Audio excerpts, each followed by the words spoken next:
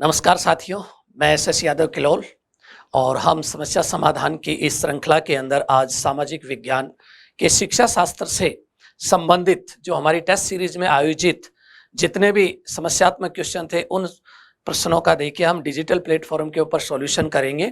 तो सबसे पहले देखिए हमारी माइनर टेस्ट 10, उससे रिलेटेड देखिए हमारा क्वेश्चन नंबर है 99, जिसमें एक कोटेशन दी गई है और ये बड़ी फेमस कोटेशन भी है और एग्जाम की दृष्टि से इंपॉर्टेंट भी है। किसने कहा कि पाठ्यक्रम कलाकार, कलाकार किसको माना है? शिक्षक के हाथ में वह साधन या यंत्र है, साधन या यंत्र है जिससे कि वह पदार्थ अर्थात वस्तु जिसको शिक्षार्थी कहा गया को अपने आदर्श, आदर्श का मतलब लक्ष्य, उद्देश्य के अनुसार अपने स्टूडियो। अब देखिए कलाकार का स्टूडियो क्या होता है? कलागृह होता है। क्या होता है? अपना कलागृह। और कलागृह किसको कहा गया? स्कूल में ढाल सके। तो ये बहुत ही सरल सी और फेमस डेफिनेशन है। कई बार तो इस डेफिनेशन में जो क्वेश्चन पूछा जाता है ये पूछा जाता है कि इसमें कलाकार किसको कहा गया? शिक्षक को। दूसरा देखिए पदार्थ या वस्तु किसे कहा गया? विद्यार्थियों को। और फिर उसके बाद एक आता है अपने इसमें आदर्श किसको माना गया? लक्ष्य या उद्देश्यों को माना गया है। स्टूडियो या कलागृह किसको कहा गया? स्कूल में। यानी शिक्षक स्कूल के अंदर अपना शिक्षार्थियों को जो शिक्षा के उद्देश्य है उनके अनुसार ढालने की कोशिश करता है और उसी के लिए देखिए हम क्या बनाते? पाठ्यचर्या का निर्माण करते हैं। थोर्नडाइक एक मनोवैज्ञानिक, वेस्ले, मॉरिसन, कनिघम। तो ये डेफिनेशन है कनिघम की। देखिए अच्छे से याद कर लेना, वेरी वेरी इंपॉर्टेंट है, ये पूछी जाती है अक्सर एग्जाम के अंदर। अगले उस पर चलते हैं। देखिए क्वेश्चन पे 138 नंबर। किसी भी विषय को पढ़ाते समय इसे इसी विषय के अन्य टॉपिक या अन्य विषयों के साथ सहज संबंध स्थापित करते हुए पढ़ाया जाता है। क्योंकि ये जो क्वेश्चन पूछा गया है ये है सहज संबंध इन सोशल साइंस। सामाजिक विज्ञान के अंदर जो सह संबंध की अवधारणा जो दी गई थी जॉन फ्रेडरिच हर्बर्ट द्वारा दी गई थी और उन्होंने कहा था कि विषयों को पारस्परिक रूप से जोड़ के पढ़ाना चाहिए ताकि विषय आकर्षक हो जाए, उनके भार में कमी हो जाए, रोचकता आ जाए। और इसीलिए देखिए इस चीज में टॉपिक बनाए गए हैं। पहला, ज्ञान अखंड है अर्थात ज्ञान को टुकड़ों में विभाजित नहीं किया जा सकता। दूसरा, मस्तिष्क अविभाज्य है। आपको भी पता है सबके पास मस्तिष्क एक ही है, इसके अलग अलग टुकड़े नहीं हो सकते कि यहाँ से हिंदी को याद किया जाएगा, यहाँ अंग्रेजी को याद किया जाएगा, ऐसा नहीं होता है। अविभाज्य यानी मस्तिष्क एक ही है, ज्ञान एक ही है। तीसरा देखिए अधिगम में स्थायित्व आता है। जब देखिए ज्ञान एक है, मस्तिष्क एक है जिसे हम विभाजित या हम खंडित नहीं कर सकते, तो उसमें जो भी ज्ञान जाएगा वो कैसा रहेगा? स्थायी रहेगा। तीनों ही बातें सही हैं। देखिए अब हम नीचे कूट को चेक करते हैं और कूट आता है अपने अंदर जिसमें तीनों ही सही हैं, ए, बी और सी। इनके अलावा और भी है देखिए कोरिलेशन करने के लिए, विषय के भार में कमी करने के लिए, दूसरा विषय को रोचक बनाने के लिए, ज्ञान के समग्र रूप से परिचय कराने के लिए, क्योंकि ज्ञान एक ही है और समग्र रूप का जन्म होता है गेस्टाल्ट। ये मनोवैज्ञानिक विचारधारा जो कहती है कि बच्चों को हमेशा पूर्ण से अंश की ओर ले जाइए। आप कैसे पढ़ाना? हमें पूर्ण से अंश की ओर पढ़ाना है, ज्ञान के समग्र रूप से। दूसरा देखिए जो विषयों के वर्गीकरण का जो प्रभाव उसको कम करना, कि जैसे पहले मानते थे कि डिसिप्लिनरी जो थे जितने भी देखिए यहाँ पर शिक्षा शास्त्री, उन्होंने ये कहा कि प्रत्येक विषय अपने आप में स्वतंत्र है, प्रत्येक विषय का पढ़ाने का तरीका, उसकी विषय वस्तु अलग होती है। बट कोरिलेशन वाले कहते हैं नहीं, सारे विषय आपस में क्या है? जुड़े हुए हैं, जिससे हम विषय के भार को कम कर सकते हैं, उनमें रोचकता ला सकते हैं और व्यवहारिक ज्ञान दिया जा सकता है बच्चों को। अगले क्वेश्चन पर चलते हैं। 145, निम्न में से किसे बाह्य सह संबंध के नाम से जाना जाता है? अच्छा क्वेश्चन है, देखिए यह याद कर लीजिए बहुत ही अच्छे से, कई बार पूछा गया अपने एग्जाम के अंदर कि सह संबंध कितने प्रकार का होता है? 3 प्रकार के कोरिलेशन होते हैं, याद रखना, यूनि, मल्टी और तीसरा है को।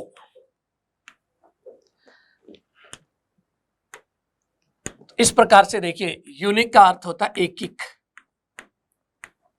मल्टी का मतलब होता है बहु या गुणांक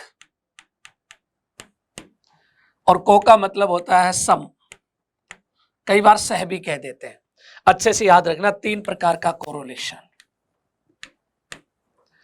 एक ही विषय और उसकी शाखाओं के बीच में पाए जाने वाला सहसंबंध। एक विषय जैसे हमने मान लिया सामाजिक विज्ञान। अब सामाजिक विज्ञान की शाखाएं कौन कौन सी है? जैसे भूगोल, इतिहास,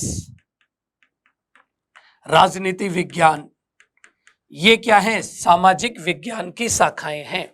जब एक विषय और उनकी शाखाओं के बीच में संबंध पाया जाता है उसको कहते हैं एकिक, और यह संबंध कहलाता है आंतरिक।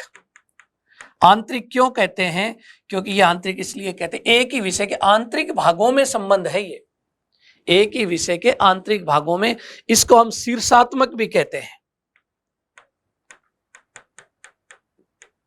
और इसी को हम लंबवत भी कहते हैं।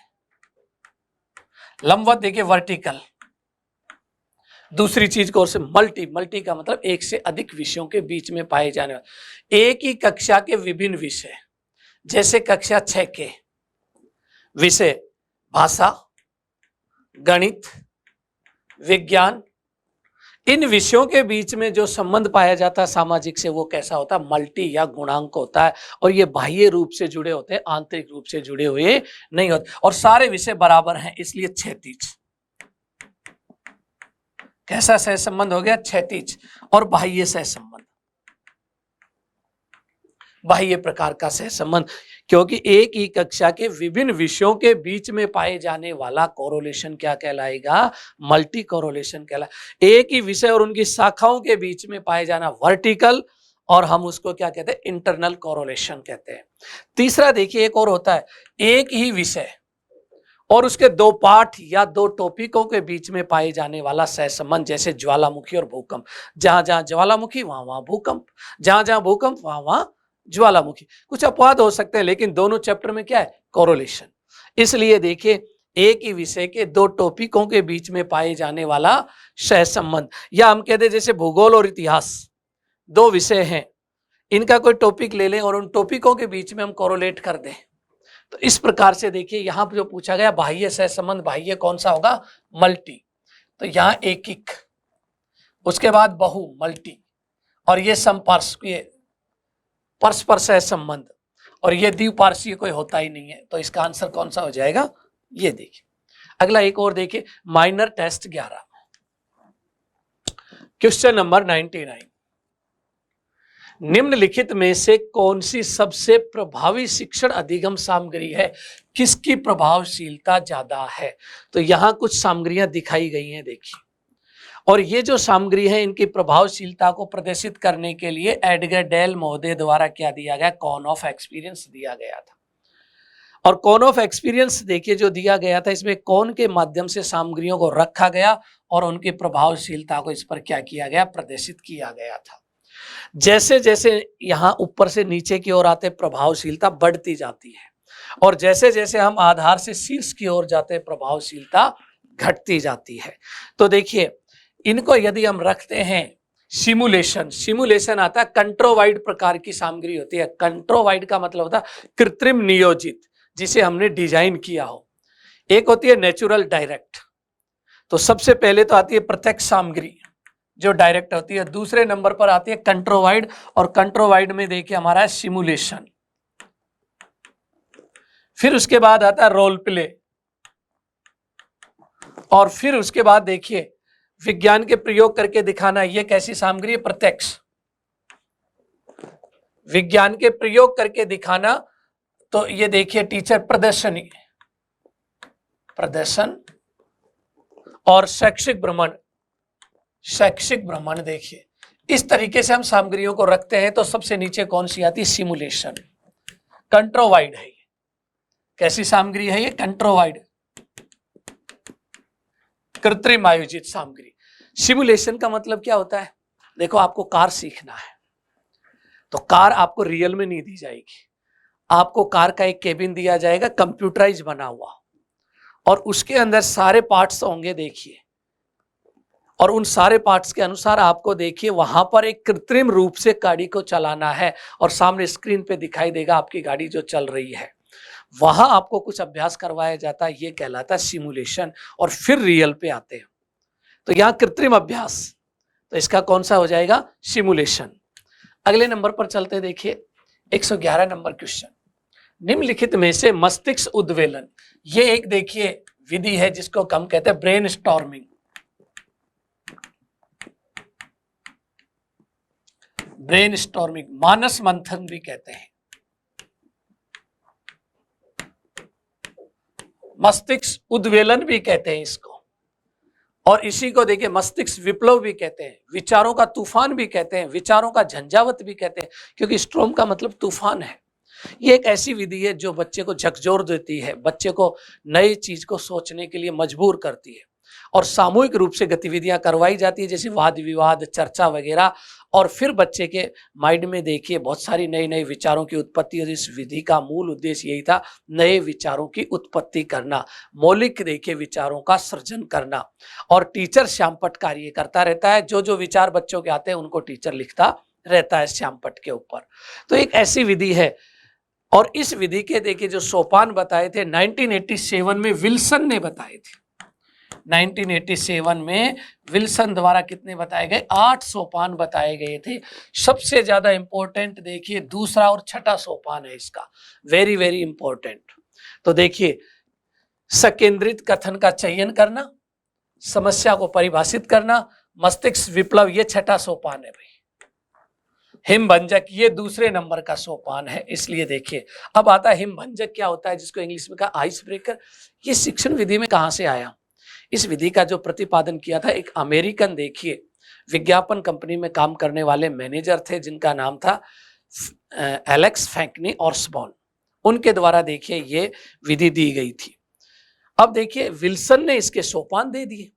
विल्सन महोदय ने आइस ब्रेकर का मतलब होता है जो प्रचलित अवधारणाएं, पूर्व की अवधारणाएं, उन अवधारणाओं को खंडित करना, आइस को जैसे तोड़ते हैं ऐसे ही उन अवधारणाओं को खंडित करके और नई अवधारणाओं को उनकी जगह प्रतिपादित करना। तो यहां देख लेते हैं विल्सन के सोपान। मानस मंथन देखिए इन्होंने 1987 के अंदर कितने सोपान बताए, 8। पहला सोपान का नाम आता है देखिए परिचय। अब देखिए टीचर का काम है कि विषय वस्तु से परिचय करना ना, अध्यापक विद्यार्थियों को इस विधि के प्रयोग से संबंधित सामान्य निर्देश देता है और बताता है आपको काम कैसे करना है। द्वितीय सोपान का नाम है हिमभंजक, वेरी वेरी इंपॉर्टेंट, परंपरागत या सामान्य प्रचलित अवधारणाओं को खंडित कर नई अवधारणाओं को उत्पन्न करना। तीसरा सोपान आता है विषय वस्तु का क्या करना, परिभाषीकरण करना या समस्या को परिभाषित करना। चौथा सोपान है समस्या का सकेंद्रण, यानी समस्या पर ध्यान केंद्रित करना, विद्यार्थियों द्वारा समस्या समाधान के बारे में पूछना। फिर आता है पांचवें सकेंद्रित कथन का चयन करना, अध्यापक द्वारा विद्यार्थियों की सहायता से सकेंद्रित कथन का जितने भी कथन है उन कथनों में से किसी एक कथन का चयन करना। छठा मैंने बताया मोस्ट, इसके अंदर देखिए मानस मंथन, ब्रेन स्टॉर्मिंग होता है, देखिए जिसे हम कहते हैं मस्तिष्क उद्वेलन। यह विचारों की उत्पत्ति होती है कि इस तरह से मस्तिष्क को झकझोरा जाता है और नए विचार की क्या होती है, उत्पत्ति। चयनित कथन समाधान विचार करना और उसका विकास करना, यह क्रम तब तक चलता रहता है तब तक नए विचार आते रहते हैं, और जैसे ही बच्चे में नए विचारों की उत्पत्ति होना बंद हो जाती है तब इस सोपान को बंद कर दिया जाता है। देखिए सातवां सोपान है प्रमुख सुझाव, जो भी बच्चे ने सुझाव दिए जिनको बोर्ड पर लिखा था टीचर ने, इसके अंदर उनमें से देखिए एक उपयोगी सुझाव का चयन किया जाता है कि कौन सा सुझाव सही है, और लास्ट में हम उस सुझाव का क्या करते हैं, मूल्यांकन करते हैं। इस तरीके से विल्सन ने कितने सोपान बताए, 7।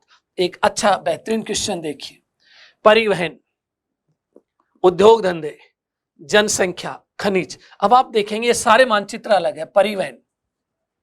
परिवहन यातायात के सड़क मार्ग हो सकता है, रेल मार्ग हो सकता है, वायु मार्ग हो सकता है। उद्योग धंधे इंडस्ट्रीज, विनिर्माण से लेकर बिल्कुल डिफरेंट चीज। फिर जनसंख्या, पॉपुलेशन, जनसंख्या के अंदर देखिए उसका घनत्व हो सकता है, साक्षरता होती है, लिंगानुपात हो सकता है, कोई भी चीज। और फिर मिनरल्स, खनिज। तो कहने का मतलब सारी क्रियाएं अलग अलग है। आदि के वितरण को दर्शाना है तो दर्शाने के लिए कौन से मानचित्र काम में लेंगे हम, ये है एक इंपॉर्टेंट पार्ट। तो ऑप्शन 1 भौतिक। भौतिक के अंदर देखिए हम पर्वत, पठार, मैदान, ऐसी चीजों को, भौतिक चीजों को प्रदर्शित करते हैं। अब यहाँ कोई भौतिक चीज है ही नहीं। अब उसके बाद आता भू संपत्ति। यहाँ देखिए नाम से ही पता लग रहा है, देखिए संपत्तियों को, जो अपने घरों के जो नक्शे वगैरह होते हैं, भू संपत्ति, जैसे किसी शहर का नक्शा बनाना, किसी गांव का नक्शा बनाना, उसके लिए मानचित्र बनाए जाते हैं। विषयक, इसे थीमेटिक कहते हैं,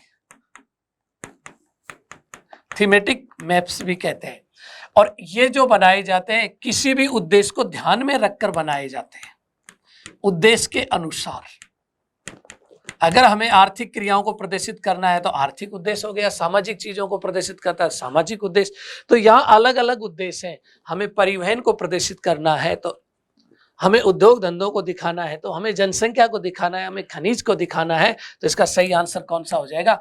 विषय, थीमेटिक मानचित्र। यानी विषय का मतलब किसी भी उद्देश्य को लेकर बनाए जाते हों, ऐसे मानचित्रों को थीमेटिक या विषयक मानचित्र कहते हैं।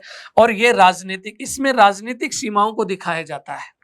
किसको बनाया जाता है? सीमाओं को बनाया जाता है, जैसे अंतरराष्ट्रीय सीमाएं, राज्य की सीमाएं, राष्ट्रीय सीमाएं, जिला की सीमाएं, इन सीमाओं को बनाए। और आपने देखा होगा मानचित्रों पर बनी हुई, देखिए इस तरह की लाइनें होती हैं, अलग अलग तरह की लाइनें बनाई जाती हैं, देखिए इस तरह से ये सीमाएं बनाई जाती हैं, बाउंड्रीज। अगला एक और अच्छा क्वेश्चन देखिए 116, निम्नलिखित में से कौन सा सामाजिक अध्ययन क्लब में आयोजित महत्वपूर्ण गतिविधियों का अभिलेख रखता है? अभिलेख का मतलब रिकॉर्ड रखता है। रिकॉर्ड किसके पास रहेगा? जो भी गतिविधियां आयोजित हो रही हैं उनका रिकॉर्ड। देखिए प्रायोजक रखेगा, कोषाध्यक्ष रखेगा, प्रचार अधिकारी रखेगा, सचिव रखेगा। तो देखिए ये रिकॉर्ड किसके पास रहता है? प्रचार अधिकारी के पास। जितनी भी गतिविधियां आयोजित होती हैं, गतिविधियों का, और दूसरा प्रचार प्रसार का भी, प्रचार प्रसार। लेकिन सचिव देखिए यहां जो होता है, इसके पास जो भी कार्यक्रम आयोजित करवाए जाते हैं उन करवाने के लिए योजना बनाने का काम इनका है। उन कार्यक्रमों का संचालन करवाने का काम किसका? सचिव का। एजेंडा बनाने का काम किसका होता है? सेक्रेटरी का होता है। अब हम यहाँ बात करते हैं, देखिए इसमें जो देखिए अध्यक्ष जो बनता है वो सामाजिक विज्ञान का, देखिए जो शिक्षक होता है वरिष्ठ, उसको बनाया जाता है। उपाध्यक्ष वरिष्ठ, यहाँ देखिए जो सीनियर जो बच्चे होते हैं उनमें से किसी एक बच्चे को बनाते हैं, और ये इसी को कहा जाता है औपचारिक सभापति भी कह देते हैं। क्या कहते हैं हम इसको? औपचारिक सभापति भी कहते हैं। फिर आता है सेक्रेटरी, सामाजिक विज्ञान के शिक्षकों में से किसी एक को। फिर उप सचिव, विद्यार्थियों में से किसी एक को। कोषाध्यक्ष, ये सामाजिक का नहीं, किसी भी टीचर को बना सकते हैं जो उस क्लब के अंदर आने वाली, देखिए जो भी धनराशि है उस धनराशि का रिकॉर्ड इसके पास होता है। लेखा जोखा, कोषाध्यक्ष का किस चीज को रखना? लेखा जोखा रखना। देखिए किसका? धन का। सचिव का काम क्या था? कार्यों का लेखा जोखा रखना। देखिए अगले क्वेश्चन पे चलते हैं। 127, समस्या समाधान, प्रॉब्लम सॉल्विंग मेथड। निम्नलिखित दृष्टिकोणों में से किसे अपनाने की सिफारिश करता है? देखिए अब इसको भी समझ लीजिए। समस्या समाधान एक विधि, साइंटिफिक मेथड है, जिसके अंदर एक परिकल्पना की जाती है, उस परिकल्पना से रिलेटेड तथ्यों को इकट्ठा किया जाता है। जो परिकल्पना हमने बनाई गई है, एक एक परिकल्पना को हम सही साबित करने की कोशिश करते हैं। जो परिकल्पना देखिए मानसिक शक्तियों का उपयोग करते हुए हम सही साबित कर लेते हैं, उसका सॉल्यूशन ढूंढते हैं। संश्लेषण, विश्लेषण, तर्क, मनन और चिंतन जैसी मानसिक शक्तियों के आधार पर फिर हम एक निष्कर्ष निकालते हैं और दैनिक जीवन में उस निष्कर्ष का क्या करते हैं? उपयोग करते हैं। ये भी एक बाल केंद्रित विधि है, बट इसके लिए मानसिक शक्तियां होनी जरूरी है। तर्क, चिंतन, मनन, सूझबूझ, कल्पना, संश्लेषण, विश्लेषण। तो बच्चे को देखिए ये एक आगमन तर्क पर आधारित विधि का निर्माण किया गया है। तो देखते हैं इसमें क्या क्या है। इस आगमनात्मक निगमनात्मक दृष्टिकोण, आगमन दृष्टिकोण है भाई इसका, क्योंकि बच्चे के सामने समस्या प्रस्तुत की जाती है और बच्चा अपनी मानसिक शक्तियां का प्रयोग करके उसका सॉल्यूशन करता है साइंटिफिक तरीके से। विश्लेषण देखिए और संश्लेषण, छोटे छोटे भागों में बांटना, एक इकाई को छोटे छोटे भागों में बांटना कहलाता है विश्लेषण। जब समस्या को हम सोल्व करते हैं तो उसके छोटे छोटे टुकड़ों पर बातचीत करते हैं। और फिर देखिए कई बार हम क्या करते हैं, अलग अलग बिखरी हुई चीजों को एक बनाना, और ये क्या कहलाता है, संश्लेषण कहलाता है। तो ये भी सही है। सादृश्य, किसी दृश्य को देखकर भी बच्चा सीखता है। एनालॉग या एनालॉजी देखिए, तो तीनों ही सही है।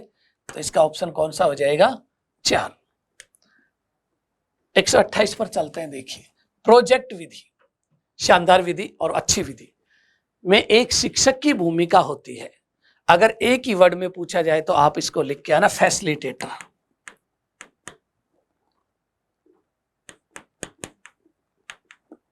फैसिलिटेटर, सुविधा प्रदान करने वाले की देखिए टीचर की भूमिका।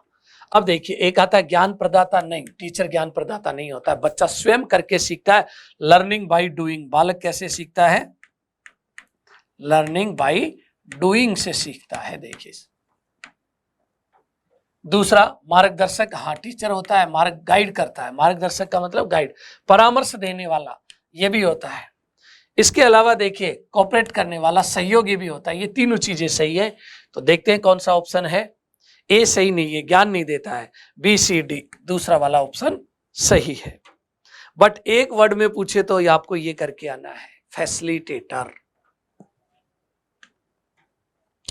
परियोजना यानी प्रोजेक्ट मेथड के संबंध में सही कथन। प्रोजेक्ट मेथड 1918 के अंदर एक किताब लिखी थी विलियम हेनरी किलपैट्रिक ने, द प्रोजेक्ट मेथड, और वहां उन्होंने पहली बार देखिए प्रोजेक्ट को क्या किया था, प्रतिपादित किया था। इसलिए प्रोजेक्ट विधि का प्रतिपादक हम किसको कहते हैं, विलियम हेनरी किलपैट्रिक को कहते हैं।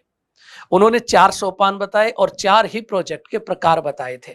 इसलिए उनकी एक डेफिनेशन बनती है कि प्रोजेक्ट बहुउद्देशीय कार्य, किसी एक उद्देश्य को लेकर प्रोजेक्ट नहीं बनाया जाता है। चलो बात करते हैं क्या क्या कथन है। सही कथन ढूंढना है। यह जीवन से सीखने का सिद्धांत पर आधारित है, बिल्कुल सही बात है। इसमें व्यवहारिक शिक्षा मिलती है, लर्निंग बाय डूइंग, करके सीखता है बच्चा।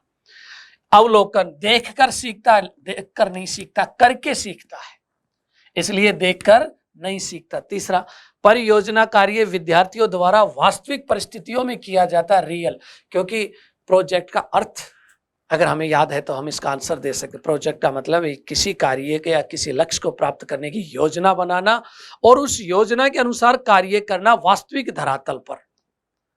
अगर रियल में यथार्थ रूप से कार्य होता है तो प्रोजेक्ट है, और केवल कागजों में योजना बनी तो वो प्लानिंग है, वो प्रोजेक्ट नहीं है। तो इसलिए इसमें वास्तविक परिस्थितियों में कार्य होता है। दूसरा सही नहीं है, पहला और तीसरा सही है। तो देखते हैं ऐसा कूट कौन सा है, पहला और तीसरा सही है। 132 क्वेश्चन और देखिए। निम्न में से सामाजिक विज्ञान विषय केंद्रित पाठ्यचर्या को, विद्यार्थियों को विषय का ज्ञान देने की सबसे अधिक काम ली जाने वाली विधि। सामाजिक में देखिए सबसे ज्यादा कोई भी विषय वस्तु आती है, सबसे पहले हम व्याख्या करके समझाते हैं उसको। तो देखिए आगमन, सामाजिक को आगमन से पढ़ाना इतना आसान काम नहीं है। व्याख्यान, हाँ व्याख्यान का प्रयोग करते हैं, बड़ी बड़ी समस्याओं को हम देखिए व्याख्या के माध्यम से सुलझा देते हैं। रिसर्च या प्रायोजना, तो यहां अगर हम देखते हैं विषय केंद्रित और विषय का ज्ञान देने के लिए सबसे ज्यादा हमें किसकी जरूरत पड़ती है, व्याख्या की। तो व्याख्या विधि एक ऐसी विधि है जो हर देखिए टॉपिक को टीचर द्वारा देखिए क्या की जाती है, क्लियर। लेकिन याद रखिए ये शिक्षक केंद्रित विधि है, अच्छी नहीं मानी जाती है। क्यों? क्योंकि ये टीचर सेंटर्ड पेडागोजी पर आधारित है। और आज के जमाने में विधियां कौन सी अच्छी मानी जाती है, सीसीपी वाली जो विधियां, चाइल्ड सेंटर्ड पेडागोजी बेस्ड जो विधियां होती है, क्योंकि वो मनोवैज्ञानिक होती हैं इसलिए। अगले नंबर पर चलते हैं। देखिए 133 व्याख्यान विधि, लेक्चर मेथड, कथन विधि के संदर्भ में निम्न में से असत्य कथन, ऐसे अंडरलाइन कर लिया करो भाई कि कौन सा पूछ रहा है, का चयन कीजिए। असत्य कौन सा है? यह विधि उच्च स्तर की कक्षाओं के लिए उपयोगी, बिल्कुल सही है, छोटे बच्चों के लिए उपयोगी नहीं है। आपको पता है छोटे बच्चे ज्यादा देर व्याख्या सुन नहीं सकते, क्योंकि आप उनको व्याख्याएं सुनाओगे सो जाएंगे थोड़ी देर में। क्यों? क्योंकि यह विधि शिक्षक केंद्रित है, इसलिए ये बात सही है। बड़ी कक्षाओं के लिए, उच्च कक्षाओं के लिए उपयुक्त है। इसमें पाठ्य वस्तु के प्रस्तुतिकरण पर बल दिया जाता है, प्रस्तावना और प्रस्तुतिकरण पर बहुत ज्यादा बल दिया जाता है, और विषय की पुनरावृत्ति भी इसमें संभव है। इस विधि में समय अधिक लगता है, ये इसकी सबसे बड़ी देखिए गलत तथ्य है, क्योंकि इस विधि में समय कम लगता है, क्योंकि कितनी बड़ी विषय वस्तु हो उसको हम व्याख्या करके छोटा कर सकते हैं। तो इसका मतलब इस विधि में समय अधिक लगता नहीं, कम लगता है। ये लाइन क्या है? गलत है। अगला देखते हैं, इसमें विद्यार्थियों के एक बड़े समूह को, यानी बच्चों की लार्ज ऑफ नंबर स्टूडेंट हो, एक साथ अनुदेशन प्रदान किया जा सकता है। कितनी बड़ी क्लास हो, व्याख्या विधि से हम पढ़ा सकते हैं। तो इसलिए ये बात भी सही है। तो इसका कौन सा ऑप्शन असत्य आता है? समय अधिक लगता है। समय अधिक नहीं लगता भाई, इसमें कम लगता है। लेकिन इसकी कमियां भी हैं इस विधि की। अगर कमियां देखें, अनावश्यक पुनरावृत्ति संभव है। दूसरा, छोटी कक्षाओं के बच्चों के लिए उपयुक्त नहीं है। हर टीचर अच्छा वक्ता नहीं होता है, हर टीचर अच्छा वक्ता, लेकिन अच्छी है, लिखे हुए शब्दों की तुलना में बोले गए शब्द ज्यादा प्रभावी होते हैं। इसलिए देखिए, ये विधि भी अच्छी विधि है, लेकिन ये शिक्षक केंद्रित विधि थी। अगला क्वेश्चन एक और देखते हैं, 138, सही युग्मों का मिलान करें। देखिए, कई बार ऐसे सवाल आते हैं, यहां से जब हम पढ़ने लगते हैं तो हमें कई आंसर समझ में आते हैं। ऐसे सवालों को एक हल करने का एक और ट्रिक्स बताता हूं। इधर से देखो, सबसे पहले देखिए फिल्म कैसी सामग्री है। फिल्म देखिए, अगर आपको याद हो, प्रोजेक्टर, एपिडाइस्कोप, सिनेमा, ये मैंने आपको बताई थी प्रक्षेपित सामग्री। तो फिल्म देखिए जो होती है हमारी, ये सिनेमा में आती है, और ये किस में होती है? ये प्रक्षेपित सामग्री है, प्रोजेक्टेड। अब कई बार हमें ये पता ही नहीं होता प्रक्षेपित सामग्री कौन सी होती है। प्रकाश की किरणों की सहायता से किसी दृश्य को पर्दे या दीवार पर फेंकना। प्रक्षेपण का अर्थ होता है फेंकना। प्रकाश की किरणों की सहायता से किसी दृश्य को पर्दे या दीवार पर फेंकना या प्रक्षेपित करना क्या कहलाती? Projected material. दूसरा देखिए, ब्लैक बोर्ड, ये कैसी सामग्री? दृश्य है, अप्रक्षेपित। ग्लोव 3D, बट दृश्य। प्रदर्शनी, प्रदर्शनी की यदि बात करते हैं तो देखिए, ये जो सामग्री क्रियात्मक है, करके दिखाया जाता है किसी भी कार्य को, इसलिए हम उसको क्या कहते हैं? प्रदर्शनी कहते हैं। अब मिलान करते हैं। देखो, सबसे पहले ऊपर कौन से प्रक्षेपित है? क्या कहीं है यहां? तो बी का कौन सा हो जाएगा? 1। अब देखो यहां पर बी का 1, 2, यानी पहला ऑप्शन गलत, दूसरा ऑप्शन गलत। तो अब हमारे पास तीसरा और चौथा बचे हैं। उसके बाद क्रियात्मक, क्रियात्मक एक ही सामग्री है, प्रदर्शनी 4। तो यहां देखिए, यहां 3 है, यहां 4 है, तो अपने आप ही निकल के आ गया। देखिए कौन सा ऑप्शन आया हमारे पास? तीसरा निकल के आ गया। बाकी चीजों का आप मिला लीजिए, क्योंकि यहां भी दृश्य सामग्री है, यहां भी दृश्य है। तो दोनों दृश्य सामग्री हमारी कौन सी है? ब्लैक बोर्ड भी दृश्य है और ग्लोब भी कैसी है? दृश्य है। तो अपने आप जो भी आंसर बनेगा हम उसको यहां ले लेंगे। देखिए, इस प्रकार से हम मिलान करते हैं और सही आंसर को ढूंढते हैं। ये एक तरीका होता है। किसी किताब के चित्र को, किताब हमारी पारदर्शी होती है, अपारदर्शी? अपारदर्शी। और किताब क्या है? एक वस्तु है, स्लाइड नहीं है, वस्तु। किताब से चित्र बड़े पर्दे पर प्रतिबिंब करने हेतु किसका उपयोग किया जाता है? देखिए, सबसे पहले जो यंत्र बना था मैजिक लेटरन, और मैजिक लेटरन का ही दूसरा नाम क्या था? डाइस्कोप। ये एक तरह की मैजिक लेटरन था, और इसी को हम स्लाइड भी, प्रोजेक्टर भी कहते थे, स्लाइड प्रोजेक्टर। और इसमें देखिए पारदर्शी वस्तुओं को दिखाया जाता था।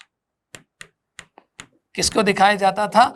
क्योंकि यहां डाई का मतलब होता आर पार, जिसके आर पार प्रकाश, देखिए अगर प्रकाश की किरणें यहां डालें और यहां कोई चित्र बना लें और ये पारदर्शी शीट हो, तो जैसे यहां पर देखिए गिरेगा प्रकाश तो उधर पार हो जाएगा और किसी पर्दे दीवार के ऊपर वो चित्र बड़ा करके दिखाया जाएगा। इसके लिए काम लिया जाता है डाइस्कोप, मैजिक लेटरन और स्लाइड प्रोजेक्टर।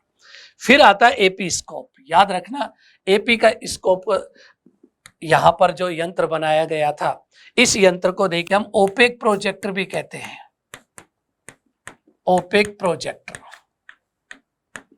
अब ओपेक का मतलब होता है ऊपर से, जब प्रकाश ऊपर से डाला जाता है तो वो प्रकाश आर पार नहीं होता है, क्योंकि यहाँ अपारदर्शी शीट होती है, सतह होती है, पिक्चर होती है, फोटो। जैसे ही प्रकाश डाला तो वो परावर्तित होगा, और परावर्तित होकर हम जब चित्र को बड़ा करके दिखाते हैं तो वो हमारा देखिए कौन सा होता है, एपीस्कोप। इसलिए याद करने के लिए याद रखना, ऐसे एपीस्कोप और ऐसे ओपेक और ऐसे अपारदर्शी वस्तु। तो इसमें कौन सी चीजों को दिखाया गया, अपारदर्शी वस्तुओं को दिखाया गया, देखिए बड़ा करके। अब देखिए इन दोनों को मिला दिया गया और मिलाकर एक नया यंत्र बना दिया जिसका नाम क्या है, एपीडाइस्कोप, पारदर्शी और अपारदर्शी। अब बात आता है कि इसमें किसी किताब से चित्र बड़े पर्दे पर प्रतिबिंब करने होते तो दो आंसर हो गए, एपीस्कोप और एपीडाइस्कोप। अगर आपको एक ही चुनना हो तो लेटेस्ट यंत्र को चुना जाता है, कौन सा आ जाएगा, एपीडाइस्कोप, चित्र विस्तारक यंत्र। तो ध्यान रखिए उत्तर इसके दो सही हैं, इसलिए सवाल गलत हो सकता है ये, बट एक को चुनना हो तो हम किसको चुनेंगे, एपीडाइस्कोप, क्योंकि ये लेटेस्ट वर्जन है। इन दोनों को मिलाकर ये चलन से गायब हो गए, अब ये चल रहा है। इस प्रकार से इसका आंसर क्या हो जाएगा, 4। बट ये भी है इसका आंसर, एडगर डेल द्वारा दिए गए अनुभव शंकु, कौन ऑफ एक्सपीरियंस, कौन सा अनुभव बड़े पक्ष के प्रथम पद पर दिखाया गया, ये देखिए शंकु है, इसका बड़ा पक्ष कौन सा है, बड़ा पक्ष नीचे वाला होता है और ऊपर वाला पक्ष कैसा होता है, छोटा होता है। कौन ऑफ एक्सपीरियंस जो दिया गया था, एडगर डेल एक अमेरिकन शिक्षा शास्त्री, 1946 में इन्होंने किताब लिखी थी, audio visual method in teaching. इसका सेकंड एडिशन आता है 1954 में और तीसरा एडिशन आता है 1969 में। 3 एडिशन प्रकाशित करते हैं एडगर डेल महोदय, और इन एडिशन के अंदर देखिए इन्होंने बताया कि कौन सी सामग्री ज्यादा प्रभावशाली है, किसकी प्रभावशीलता कम है।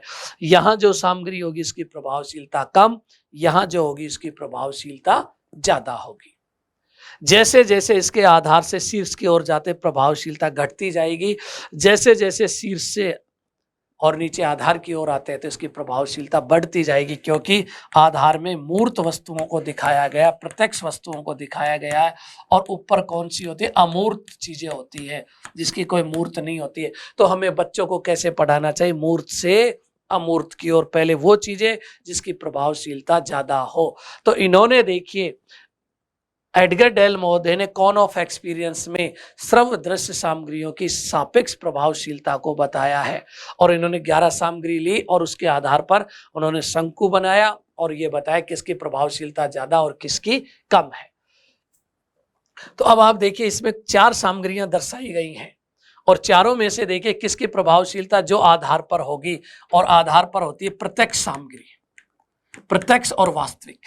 दूसरे नंबर पर मैंने पिछले क्वेश्चन बताया था कंट्रोवाइड होगी, तो यहां पर देखिए आधार में कौन सी आती है, रियल डायरेक्ट एक्सपीरियंस प्रदान करने वाली, और रियल और वास्तविक देखिए प्रदान करने वाली कौन सी होती है, प्रयोग करना, बच्चा खुद करे, प्रोजेक्ट बनाना,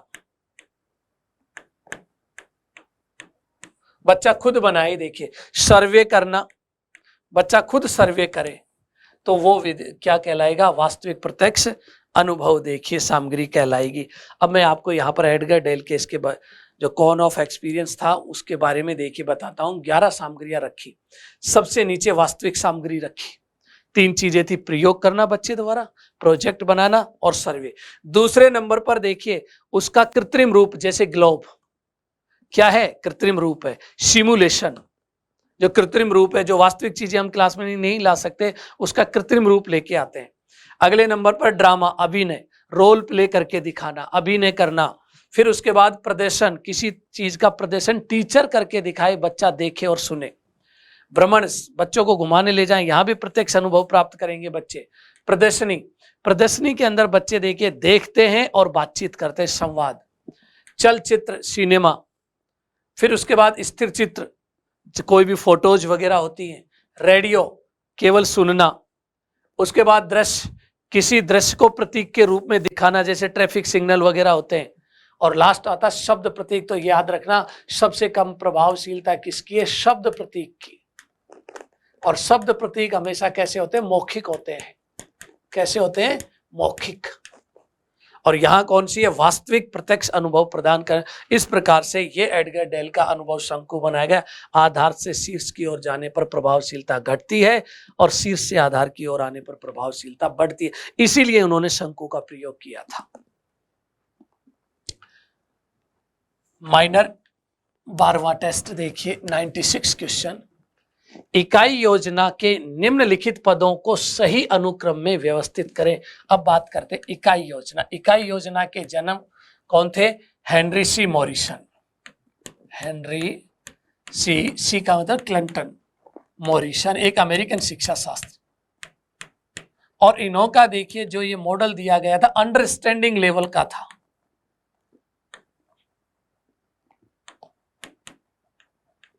अंडरस्टैंडिंग, और अंडरस्टैंडिंग को कहते हैं अवबोध। अवबोध का मतलब है समझने समझाने पर बल देना, यानी परिपाक पर बल देना। ये था इनका मॉडल। देखिए अब हम बात करते हैं कि कोई भी शिक्षण अधिगम क्रिया में देखिए 4 पद दे रखे, चारों को क्रम से लगवाया जाता है।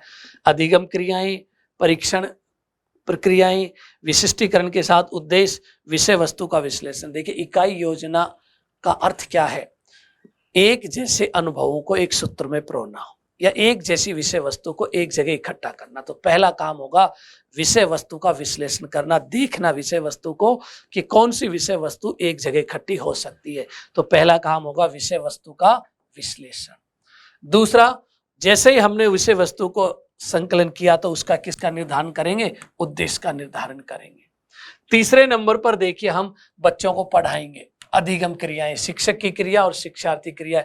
और चौथे नंबर पर हम उसका मूल्यांकन करेंगे, यानी परीक्षण का मतलब क्या है, टेस्टिंग करना, मूल्यांकन करना। इस प्रकार से ये 4 सोपान होंगे। और इस तरह से देखते हैं नंबर 1 में डी, तो ये ऑप्शन तो है नहीं, ये भी ऑप्शन नहीं है। डी कहाँ है, डी देखिए इसमें है, इसमें भी डी नहीं है, तो ये हमारा अपने आप ही हो गया। फिर उसके बाद आता है नंबर 2 सी, फिर ए और फिर उसके बाद बी। अपने आप ऐसे नंबरिंग कर लिया करो ऐसे सवालों के लिए, जब आप हल करने लगे तो गलतियां नहीं होंगी।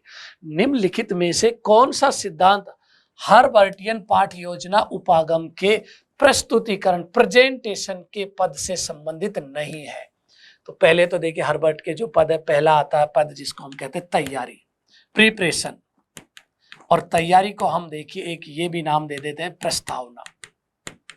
हर्बर्ट के पद बता रहा हूं, पहला पद। दूसरा पद आता है विषय वस्तु को प्रस्तुत करना। तीसरा आता है तुलना या संबंध, तुलना कह दो या संबंध कह दो। और चौथा आता है सामान्यीकरण। और पांचवा आता है अनुप्रयोग, अभ्यास करवा लो बच्चे से या उसका प्रयोग करवा लो, अभ्यास या अनुप्रयोग। इस प्रकार से देखिए। अब इस वाले पद के देखिए प्रस्तुतिकरण कैसे करें। प्रस्तुतिकरण हमेशा क्रमबद्ध तरीके से, स्पष्ट तरीके से होना चाहिए। विषय वस्तु को टुकड़ों में बांटकर देखिए उसका क्या होना चाहिए, प्रस्तुतिकरण होना चाहिए। तो यहाँ देखिए क्रमिक व स्पष्ट रूप से, बिल्कुल सही बात है। विषय वस्तु जिसे हम पाठ योजना की रीढ़ की हड्डी कहते हैं। चयन और विभक्तिकरण, विषय वस्तु का चयन करना और उसको विभक्त करके अलग अलग टुकड़ों में प्रस्तुत करना। और विषय वस्तु को जोड़कर देखिए उसको प्रस्तुत करना, यह भी इसका पद है। पूर्व ज्ञान, अब याद रखना पूर्व ज्ञान का संबंध हमेशा तैयारी से होता है या प्रस्तावना से, तो ये वाला पद इसमें नहीं है, बाकी तीनों के तीनों इसमें है। कास्वेल एंड कैंपवेल के अनुसार निम्न में से कौन सा अनुभवात्मक इकाइयों के अंतर्गत नहीं आता है? याद रखना देखिए इन्होंने इकाई योजना के प्रकार बताए, 2 प्रकार के बताए इन्होंने, एक तो अनुभव पर आधारित और एक विषय वस्तु पर आधारित। तो यहां जो पूछा गया अनुभव पर आधारित एक्सपीरियंस यूनिट्स कौन सी हैं? एक्सपीरियंस के अंदर देखिए एक तो रुचि को शामिल किया गया, एक प्रयोजन को, एक आवश्यकता को, तीनों को। सामान्यीकरण आता है ये विषय वस्तु के आधार पर वर्गीकरण, सब्जेक्टिव पर आधार पर देखिए वर्गीकरण पर आता है। तो इसलिए इसका आंसर जो नहीं है वो कौन सा है, मैं इस वर्गीकरण को बता देता हूं क्योंकि कई बार पूछ लिया जाता है। कास्वेल और कैंपवेल की किताब थी करिकुलम डेवलपमेंट, और इसमें इकाई योजना के 2 प्रकार इन्होंने बताए थे। देखिए अब इकाई योजना के 2 प्रकार बताए, कौन सा? पहला तो बताया था सब्जेक्ट मैटर के आधार पर विषय वस्तु, प्रकरण यानी टॉपिक, दूसरा सामान्यीकरण। सामान्यीकरण का मतलब देखो समझिए, अगर हम इकाई बनाते हैं विषय वस्तु के आधार पर तीन तरीके से बना सकते हैं। एक तो एक जैसे टॉपिक हो उनको एक जगह रख दो। दूसरा सामान्यीकरण, सारे सिद्धांत नियमों को एक जगह इकट्ठा रख दो, सारे नियमों को पढ़ाओ एक साथ। तीसरा देखिए, किसी भी विशेष पक्ष को लेकर, कोई भी पक्ष कोई भी उद्देश्य की प्राप्ति करना चाहते हो उसको लेकर आप बना सकते हो, ये होता है विषय वस्तु के अनुसार। और दूसरे हम बात कर रहे हैं अनुभव, एक्सपीरियंस यूनिट्स। एक्सपीरियंस के अंदर शामिल किया गया इंटरेस्ट, रुचि को ध्यान में रख के बनाना। इकाई प्रयोजन यानी पर्पज को ध्यान में रख के बनाना। और तीसरा नीड, आवश्यकता को ध्यान में रखकर बनाना। देखिए 106 नंबर क्वेश्चन फिर एक और आता है। एक इकाई योजना बनाते समय शिक्षार्थियों से संबंधित निम्नलिखित में से किन बातों का ध्यान रखा जाना चाहिए? किसका निर्माण करना है? इकाई योजना। हमें कौन सी बातों का ध्यान रखना चाहिए? वैसे मैं बता देता, इकाई योजना एक जैसे अनुभवों को एक सूत्र में पिरोना, या देखिए सार्थक अनुभवों को हम एक जगह इकट्ठा कर ले, एक जैसी प्रकृति की विषय वस्तु को इकट्ठा करना, यानी ये समग्र से कौन से ओर आती है? अंश की ओर लेके आती है। संश्लेषण से विश्लेषण की ओर ले जाने वाली होती है इकाई। ज्ञात से अज्ञात की ओर ले जाती है इकाई। ऐसी चीजों को इसमें क्या रखा गया है, ध्यान रखा है। स्थूल से सूक्ष्म की ओर ले जाने वाली होती है इकाई। और इकाई योजना के अंदर अल्पकालिक होती है। इसके अंदर न्यूनतम पाठ जो होते हैं 2, अधिकतम 7 होते हैं। इकाई योजना के अंदर एक चीज और देखिए, इकाई जो योजना है दैनिक पाठ योजना और वार्षिक पाठ योजना के बीच की कड़ी है जो दोनों को जोड़ती है। इकाई जो योजना होती है इसके अंदर देखिए हम विशिष्ट उद्देश्यों को लिखते हैं। इकाई जो योजना होती है इसके अंदर देखिए 2 या 3 दिन की हो सकती है, 1 सप्ताह तक हो सकती है, 1 महीने तक हो सकती है, इससे ज्यादा की इकाई योजना की अवधि नहीं होती है। अब देखते हैं इकाई योजना में कौन कौन सी आवश्यकताओं, क्षमताएं और अभिरुचियां बच्चों की, इन सब चीजों का ध्यान रखा जाता है। तीसरा पूर्व अनुभव, बिल्कुल सही है कि बच्चों के एक्सपीरियंस को भी ध्यान में रखा जाता है। और सामाजिक और भौतिक वातावरण को भी ध्यान में रखा जाता है, इसलिए तीनों ही सही हैं। देखिए इसमें A B C. 108 number question देखिए, कथने पाठ योजना का कोई निश्चित प्रारूप नहीं होता, होता है प्रारूप तो, लेकिन अब बहुत सारे शिक्षा शास्त्रियों ने अलग अलग प्रारूप दिए हैं। क्यों दिए हैं? कि वो कहते हैं क्योंकि कक्षा में विभिन्न विद्यार्थियों के पूर्व अनुभव भिन्न भिन्न होते हैं, क्योंकि बच्चों के देखिए जो अनुभव हैं, एक्सपीरियंस होते हैं, अलग अलग होते हैं, तो हम हमेशा एक निश्चित प्रारूप में पाठ योजना नहीं बना सकते। तो इसलिए देखिए इसकी व्याख्या कौन कर रहा है, यहाँ पर व्याख्या की गई है। तो ए आर दोनों सही है और आर ए की क्या करता है? व्याख्या करता है। देखिए अगले क्वेश्चन पर चलते हैं।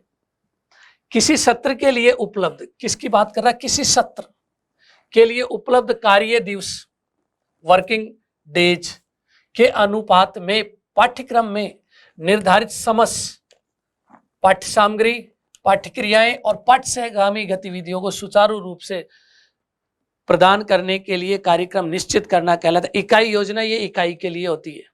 दूसरा पाठ योजना ये 1 घंटे की कालांश की तैयारी होती है। वार्षिक योजना एक ऐसी योजना है अगर जिसकी हम बात करें, जिसके अंदर देखिए पाठ्य और पाठ्य सहगामी